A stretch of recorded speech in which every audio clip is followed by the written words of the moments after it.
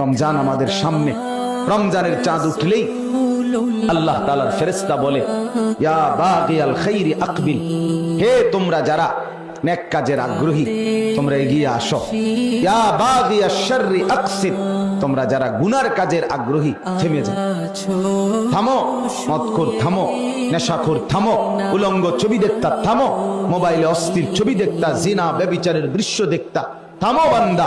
আল্লাহর ফেরেশতা বলে, ও নারী বেপর্দা বন্ধ করো, ও বাবা ঘরে টেলিভিশন বন্ধ করো, সুদখোর সুদ বন্ধ করো, বিড়ি খান তো বিড়ি খানা বন্ধ করো, সিগারেট খানা বন্ধ করো, এক এক নাফরমানি ছেড়ে দাও আর আল্লাহর বন্দিগিতে এগিয়ে আসো।